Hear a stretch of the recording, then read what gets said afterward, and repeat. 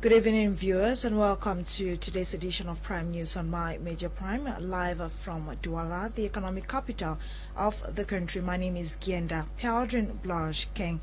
Recent power cuts in most, if not all, parts of the country is a cause for concern. We now take you to Ndamukong in the Bamenda 3 subdivision, where inhabitants say they have been for weeks without electricity. Reports from multiple sources say it is the same case in many other neighborhoods in Bamenda. The inhabitants go as far as striking deals with personnel from the power supply company to enjoy power supply for a while. Let's now get the cries of the people through our reporter in the northwest region, Charles Keba. Inhabitants of Ndamukong neighborhood in Bamenda 3 subdivision for the past 2 weeks in some areas of their quarter had gone without electricity. More than 2 weeks, we never get light. We stay for we don't know too much happening for that damage. When they come here, we will just try and cry. Given the number of houses in the neighborhood has increased, some persons told my Media Prime TV the transformer that supplied them got bad and needed to be replaced. But the past 2 weeks had not got any official statement from the new officials what they are planning to do. 3 weeks, no light.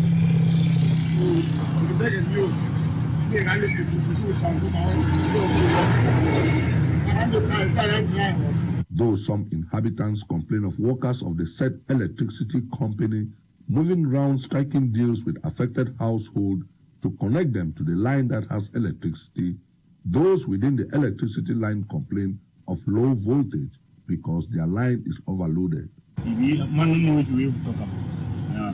almost every day it comes and then work 3 hours.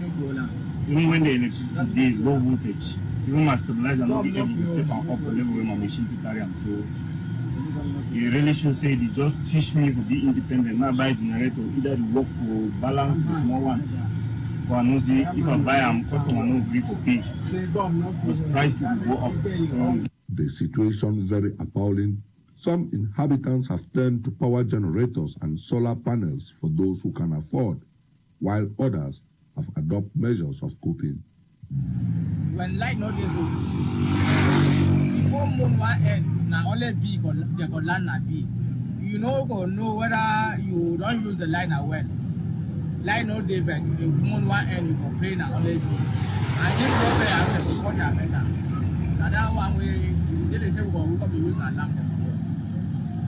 The inadequate supply of electricity in Ndamukong neighborhood, Abakwa and other divisions of the region, electricity users blame the government and Cameroon Electricity Company for not meeting up its expectation to what the company benefits from its customers. Hope something is done and done so soon this time around. The lifeless body of a security guard trapped in a building that collapsed recently in the bonanza neighborhood in Dwala has been pulled out. His body was found hours after the collapse, thanks to the efforts of a rescue team. Details in the following report compiled by Nora Kakibi. The lifeless body of a missing security guard trapped under the debris of a collapsed 7-story building which was still under construction has been found. The security guard got trapped in the rubble of the collapsed building at about 4 a.m. Wednesday, June 30th, 2021. His body was pulled out from the debris of the collapsed building by a security team and has been taken to the military hospital mortuary.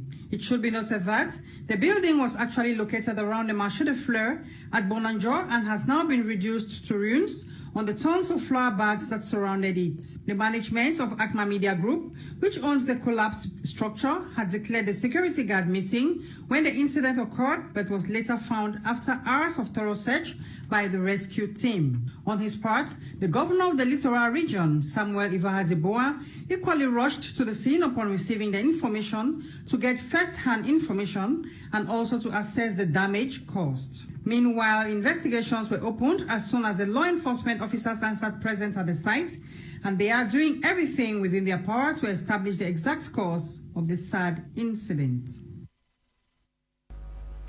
Governor Bernard Okayabilai of the Southwest region has once again made calls for those still in the bushes to drop down their arms and be reintegrated into the society. He addressed the parents or relatives of pro-separatists or separatist fighters recently. That was during a meeting where he equally addressed the issues concerning special status. Dolingonde in the following report. 5 years on the run, the two English-speaking regions of Cameroon have been deprived of socio-political and economic tranquility. In what began as a mere protest by Anglophone teachers and lawyers who took to the streets to express their grievances, today it has become a battle bet, with the common man having to pay the price. Despite all attempts to reinstate peace and tranquility, all efforts still remain futile. On his part, as head of the Southwest region, where thousands of lives have been lost, including enormous material loss and damage, Governor Bernard Okayabilai is here with a new strategy. The meeting is to bring all the stakeholders, the local official elected, to go to the grassroots population and to talk to those of their sons and daughters, those of their family members who are still hanging around with guns, to drop their guns, because today what the population of this region were expecting, they already have it. I mean, the regional assembly with special status. While hoping that the voice of the immediate family members would be better heard by the separatist fighters, the governor also says the long-term cry of the people is already accessible today through the Regional Special Status Assembly created by His Excellency President Paul Biya. They can solve all the problems of the population because we have in that special status commissioners who are like local ministers with a whole house of chiefs. So they no longer need to continue in disturbing the peaceful life of the people, the development of this very important region in terms of economic by moving around, kidnapping. The state has done his part of the work. The head of state has given them the region of special. Now they should go and talk to their sons. After the Grand National Dialogue, the governor affirms it is time for family dialogue to take place, hoping that this may be a way out to reinstate peace and tranquility in the restive Anglophone regions. Bone trafficking in the country has raised eyebrows as in recent times so many individuals have been arrested in connection to bone trafficking. In the report that follows, Fonquinta tells us about 4 individuals who have been apprehended in Bafoussam. In these bags are 3 human skeletons intercepted by elements of the Bafoussam Gendarmerie Lejong, West region of Cameroon. Owners of the bags, Bia Haruna, aged 48, Dewa Ibrahim, aged 38, and 2 others were arrested in possession of the bags containing human skeletons. En exploitant les pistes qui nous ont, n'est-ce pas, permis. Going by information given to us by anonymous source, we caught 3 persons with 2 complete human skeletons, and later on the 3rd person. N'est-ce pas, interpellé un troisième larron. Investigation revealed that the bone traffickers reportedly exhumed the bones in Jinum in the Num division and packed in bags ready for the market. Their arrest was as a result of failure by a client to collect the bones ordered for, and several calls made to the police by anonymous persons indicating there is a network of human bone traffickers. The 4 suspects have been placed under police custody awaiting judgment. Meanwhile, investigations continue to track down the supposed client. This is not the first time human bone traffickers are arrested in Nun Division, West region of Cameroon, as the activity is becoming recurrent. Over 1 billion France CFA has been offered Cameroon by the International Monetary Fund to fight or boost the fight against malaria, HIV and AIDS, and tuberculosis. Over time, so many individuals in the country suffer health-related issues. Our reporter Alphonse Quinn compiled the following in the French language. La lutte contre le sida, Le paludisme et la tuberculose est une préoccupation internationale et camerounaise en particulier. 164 milliards de francs CFA, c'est la somme allouée par le Fonds mondial au Cameroun pour combattre ces maladies. Il s'agit du résultat d'un accord signé à Yaoundé lors de la cérémonie officielle du lancement du 3e Fonds mondial au nom du chef de l'État entre le Premier ministre Joseph John Gauthier et les représentants du Fonds mondial. La dite somme sera utilisée pour améliorer l'accès au traitement, promouvoir la prévention et améliorer le suivi des patients atteints du VIH-Sida, le paludisme et la tuberculose dans le pays durant la période 2021-2023. Le Premier ministre a par ailleurs déclaré qu'il s'agit d'un mécanisme émanant à la participation du chef de l'État Paul Biya à la conférence de 2019 sur les maladies émergentes à Lyon en France, au cours de laquelle il a contribué à une hauteur de 3 milliards de francs CFA. Néanmoins, le représentant du chef de l'État a également remercié les bailleurs de fonds en indiquant que le gouvernement camerounais mettra tout en œuvre pour respecter son engagement dans la complémentarité avec la lutte contre ces maladies pris par le Fonds mondial durant la période de 2021-2023. Cameroon's Business and Corporation Lawyers Bar Association CBAL will cease to carry out activities as ordered by the Minister of Territorial Administration, Paul Atanganji. According to a communique signed recently, governors and senior divisional officers have been charged with responsibility of restricting authorization for any event organized by the association. Minad Boss equally emphasized that other associations that attempt to tarnish the image of the legal profession in Cameroon will face similar fate. Away from that, over 1,000 women from all walks in life or all walks of life in the country met at the Yaoundé Conference Center on the 29th, or will meet at the Yaoundé Center Conference on the 29th, 30th and 31st of July 2021. A press conference to that effect just ended in Yaoundé. These women will be meeting to send a strong signal that Cameroonian women are longing for peace.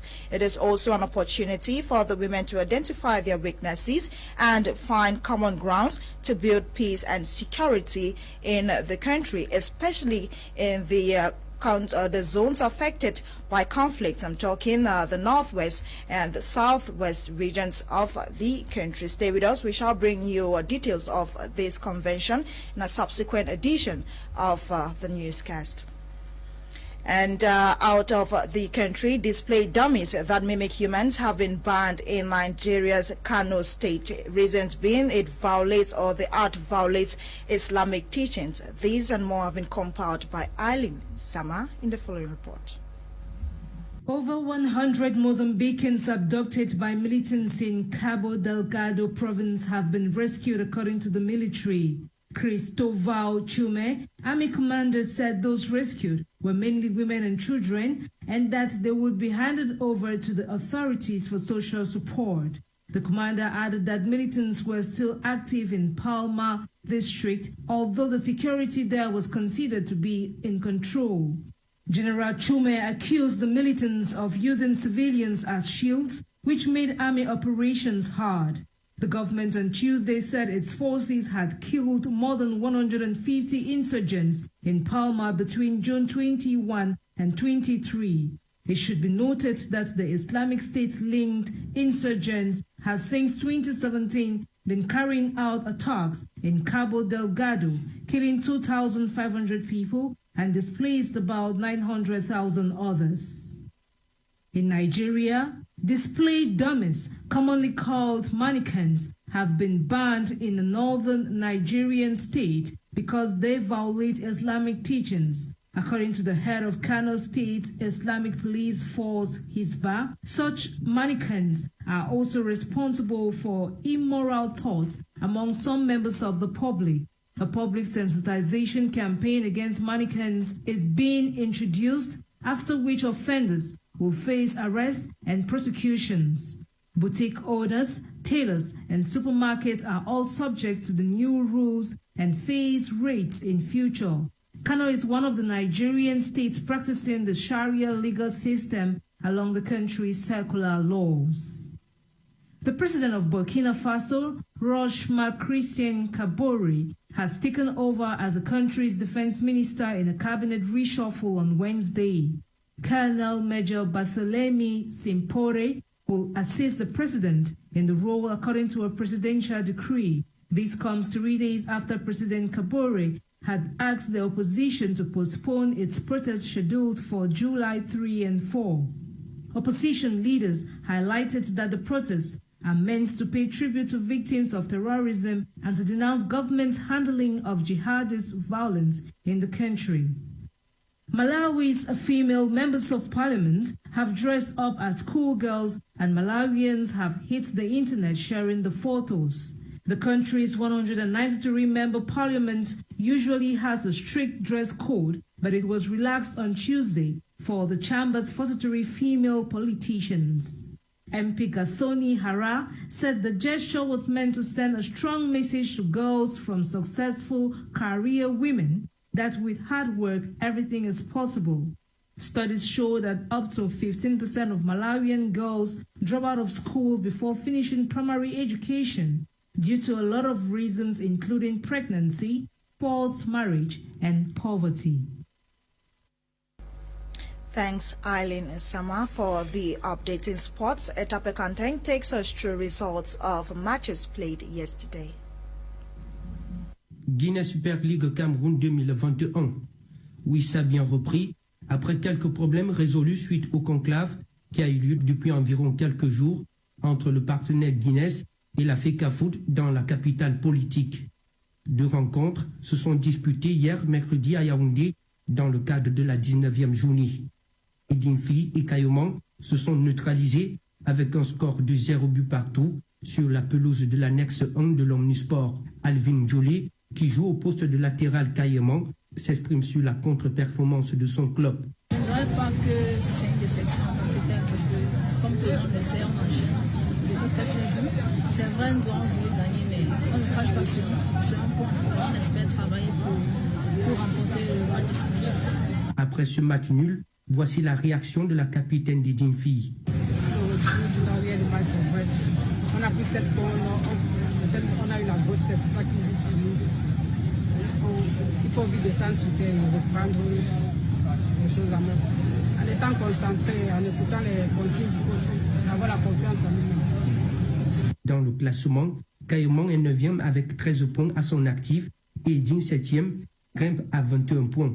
Par ailleurs, le nouveau leader de la Guinée Super League est connu. C'est Louve Minprof qui retrouve la tête du classement grâce à sa large victoire de 3-0 face à Canon hier dans l'après-midi. Les buts signés par Alice Mafo à la 10e minute du jeu et un doublé de Flora Kremini dans les 64e et 68e minutes. Désormais, avec 47 points au compteur, Louve Minprof est au-dessus d'Awa Football Club qui est actuellement à 46 points. Pour l'heure, une autre rencontre comptant toujours pour la 19e journée se joue déjà depuis 15h00 aujourd'hui au stade municipal de Guidère. Cependant, samedi prochain, Caïman va s'opposer à ASFFD à 15h00 au stade annexe de Bepanda dans le cadre des matchs en retard de la 14e journée. That's it for today's edition. Thank you very much for your kind attention. Join us tomorrow same time, God willing, for another edition of Prime News on My Major Prime. Faith Tatabirinyo coordinated the news produced by Ewane Elino Linga. Genda Peony Blanche King is my name. Till we meet again tomorrow, stay tuned to My Major Prime. Prime Hour comes up at 7 p.m. Cameroon time. Enjoy today's edition of the program with Kum Lunad and his crack team of analysts. Happy viewing and good night.